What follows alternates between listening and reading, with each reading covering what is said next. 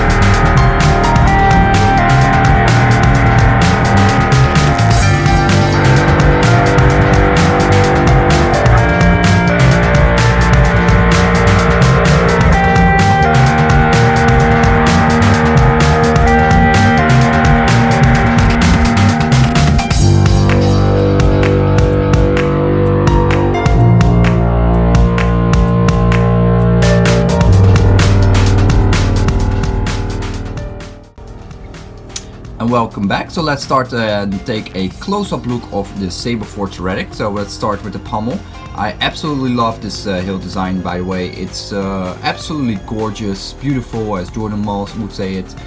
It's just a generally fantastic hilt design. I really enjoy it a lot. This is definitely my type of design of hilt. I like the thickness of the OD of the hilt. I like the length, the overall length of the hilt. In general, I'm super happy with it. I really literally cannot stop playing with it. So let's start take a close-up look of the pommel. Now Saberforge is quite known for sharp edges, but I noticed that with this particular hilt there's no sharp edges at all. All these corners have been rounded off. It's silky smooth. Even these parts in between here, there's nothing sharp about it. Absolutely soft and smooth. It has a vent for sound venting. Let me just take out the pommel. It has stay here. It has the regular 3 threads that Saberforge is known for most of their parts. A little bit shallow, but not too bad. And then we have the inside. We have the C-sear clip that holds this grate in place. This is an alloy one, not plastic. I heard some reports, people saying that they got a plastic grate. This one is made of alloy. And then we have the other side. So you have a nice vent, nice resonation of sound coming out of the speaker, funneled outside this pommel. So it should be fairly loud.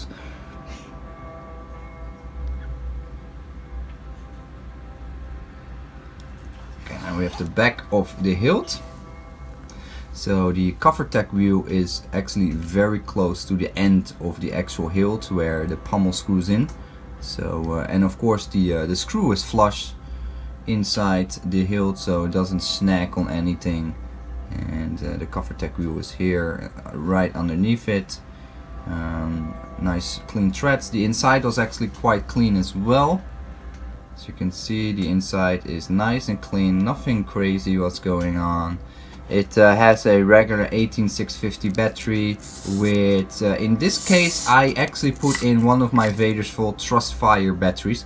And the reason why I actually did that, and I actually recommend it to you as well, is that Saberforge gives their own batteries with their warrior tier, and those batteries are slightly longer, and then this part here starts to arc out, so it starts to bend outwards, this plastic piece here, and that is coming because the battery is forcing the plastic to bend outwards, and it's not actually very good. So what I do is I going forward just toss away those batteries from Saberforge and go and use these Trustfire batteries, because they just fit inside the 18650 battery holder much better than the Saberforge does.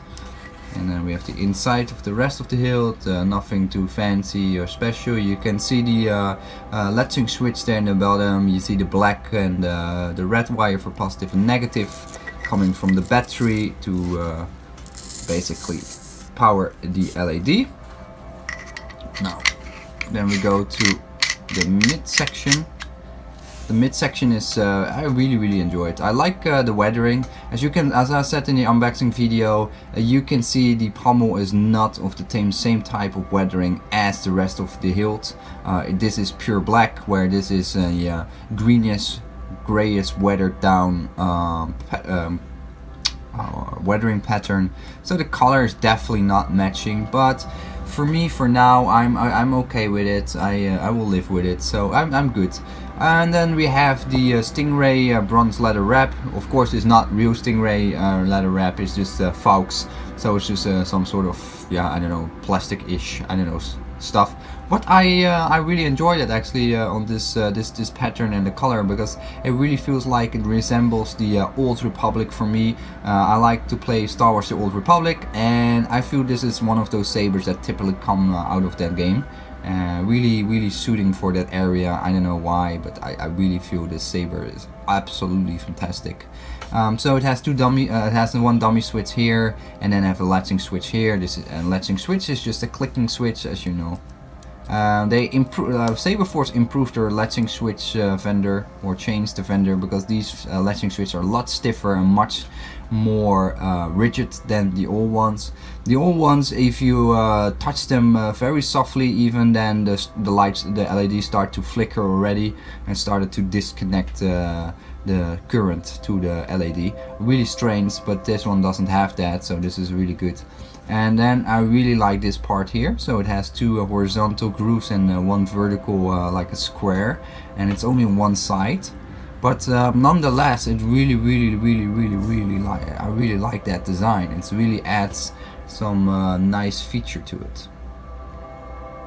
As you can see, the weathering has a slightly different pattern than the other Saberforge sabers that I've reviewed. It has like a little bit like a weave pattern, like it's weaved down. It's not just I think they maybe changed a little bit of their weathering technique by running, because what happens is a Saberforge saber comes in a single color, let's say all black, and then they wear it down on a latte like this, or a lot, I forget how to say that or pronounce that, and then there's like a soft piece here that just basically wears down the paint till it looks like this. And that's why you have these rounded edges, or the rounded pattern here. And then we have the thin neck area, which is actually a very thick, sturdy thin neck piece. Really nice, actually. I really like that.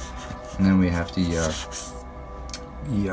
emitter section, empty space here. You could put a button here, or you could actually drill a hole for a blade retention screw, or maybe a type of glass eye, like the classic Graflex from the movie. So you could actually have some options here to actually play around with and yeah, put something there. It might even be in a location where you can fit a tactile switch. And then we have the shroud. Now the shroud is a little bit more like the Saberforge Dissident, if I'm not mistaken, if I said it correct.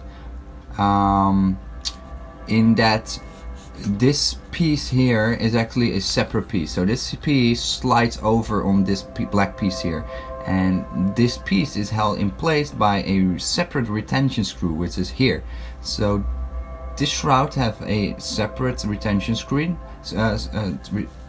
So this shroud has a separate retention screw, just purely for the shroud, to keep the shroud in place.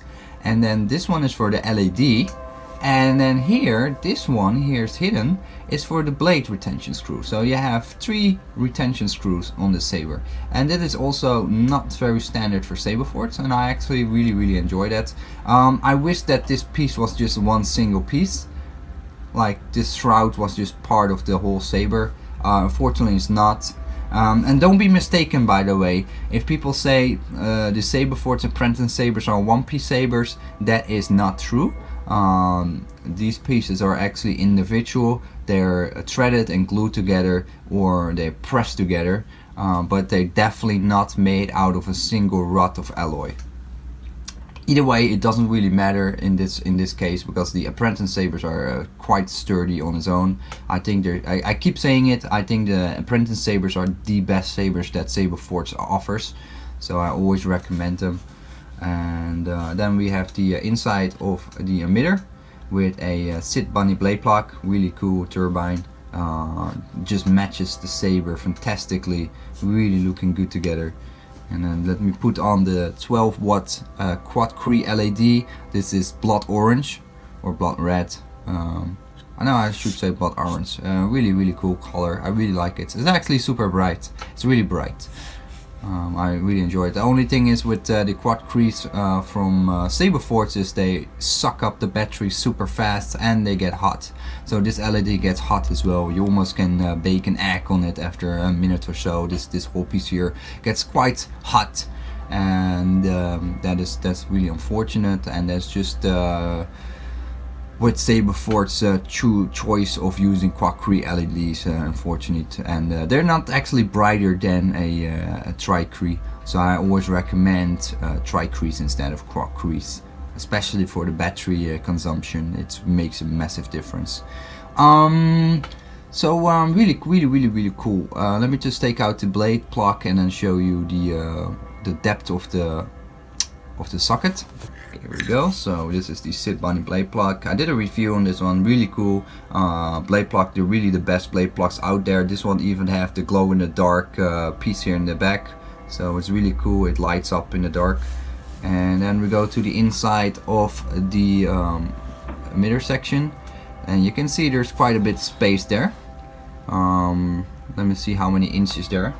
Let me get my measuring lint.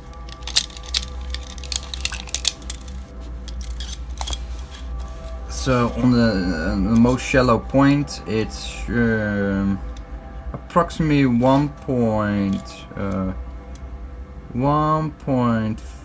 little bit over. It's a little bit over 1.5 inches deep on this narrowest area. So 1.5. Now it's a little bit misleading. And it's also really cool about the saber, but it's also misleading. As you see this inner piece here, this is the actual blade location where the blade is held in place. This is this piece here. This piece here is just the outer shroud, and the blade is not actually touching it.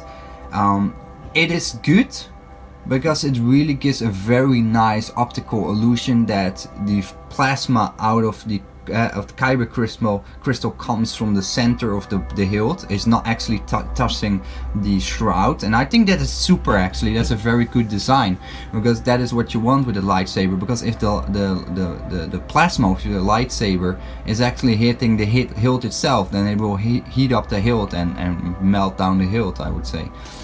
So the blade is nicely centered in the middle, doesn't hit the shroud, but this piece here is like almost 1/2 inch deep, so it's not very deep. It's a little bit shallow. It's more like a Saberforge Vader's Vault combat class in terms of depth of the blade retention location. But either way, it's not bad, but because of the hilt is a shorter hilt, around 10 inches. Let me show you. But because the hilt is around, let me measure up, it's around 10.6 inches, let's say 10.5, between 10.5 and 10.7 inches long. Because of that hilt length, which is not significant, it does not feel very good and balanced with 37 or 32 inch blades. Even with the 20-inch Shoto blade from Saberforge, I think, and I mean the mid-grade blade, those heavier blades, it doesn't really feel very comfortable. It feels a little bit top heavy on the blade side, but with a Vader's Fold or with a Wonder Sabers or Pastor 26-inch Photon blade, it's super comfortable because those are thin wall blades, and I really recommend a thin wall blade for this one. If you don't want to duo with it, because it feels much more comfortable, and the 26-inch length is also good because it contributes with the weight of the hilt, and since it's mainly a one-hander or 1.5-hander at most. Now in my case I can definitely hold it with 2 hands without any issues, because I probably don't have really big hands, but nonetheless I feel with the 26-inch setup, blade setup, is the best and most convenient way to actually handle the saber. But that's my personal opinion. So let's compare this saber with the 2 other sabers. So now we have a small size comparison. On the left we have a KR Sabers KRS3, in the middle we have the Saberforge Heretic, and on the right we have the Vader's Vault Wrapped Havoc. Now the Havoc, of course, being the thinnest of all 3 in terms of the OD of the hilt, and with the OD I mean the thickness of the hilt itself. And the KR Sabers being the longest longest hilt of the 3. Now you can see the Saberforge falls nicely in between. In terms of thickness, it's slightly thicker than the Vader's Fold, of course, and in my case it's just a warrior tier, so it doesn't have sound and whatnot. But I have to say, personally, in terms of thickness of hilts and length of hilts, I really enjoy the Saberforge. Don't get me wrong, I absolutely love my Vader's Fold, but sometimes it feels a little bit on the thinner side. And it's funny that I say it, but when I hold the Saberforge saber, I definitely see it directly like a lightsaber that comes out of the Star Wars Old Republic game or out of the Star Wars universe. A little bit clunky, a little bit bigger, a little bit oversized, and that is, I think, a good realistic representation of sabers seen in the movies or sabers seen in the cartoon series. I really feel that Saberforge has a good thickness of the hilt, and the overall length of the Prenton sabers is fantastic. Now with the Elite sabers, that's a different story, because I think they're too big and they're oversized. Not nearly as big as a Saberforge saber, but just oversized. The Vader's Fold is very intriguing, very beautiful, but sometimes it feels a little bit too small and too petite in the hand. And it's not really a complaint, but whenever I pick up a saber, in terms of just hand and feel and weight, I think the Saberforge Apprentice sabers are just a little bit more my preference in terms of the dimensions of the saber. Have nothing to do with the quality, etc. Of course, that is a no-hander and no-brainer for me, and I will always pick Vader's Fold for that. But if I just come down to the sizing, I prefer the Saberforge Apprentice line. And that's it, guys. So let's go back to the verdict. And welcome back. So I hope you liked the video. First of all, apology for the massive amount of noise you can hear in the background. It's summertime in Hong Kong, so there's a lot of insects and all kinds of animals. I just saw a massive snake as well walking up here. So it's a pretty busy time now for a lot of fauna. So to give you guys a verdict on the Saberforge Heretic, I think it's an absolutely amazing saber. It's my favorite Apprentice saber from Saberforge so far. It might be my all-time favorite from Saberforge in general. It's just such an amazing piece. It's such an amazing piece. It's really stunning. It's a really enjoyable piece. I love the Faux leather stingray wrap. It really fits nicely with the overall design. It's a very comfortable and handy lightsaber to wield, one-handed or two-handed. In my case, I have pretty decent small hands, so it's reasonable, good to hold it with two hands. Even the latching switch is not in its way that much, that with spinning or with dueling you keep snagging on it and turning the saber off accidentally. With the Sith Bunny blade pluck, it looks amazing. It's a really cool design overall. Really, it breathes the Star Wars Old Republic time frame. It's just a very stunning design. A lot of different elements in there that really keeps your eyes and mind busy. So this is overall very good design. So I'm gonna wrap it up because these crickets are insane. They're super loud. So hope you liked the video. I'll see you in the next one. Stay scummy.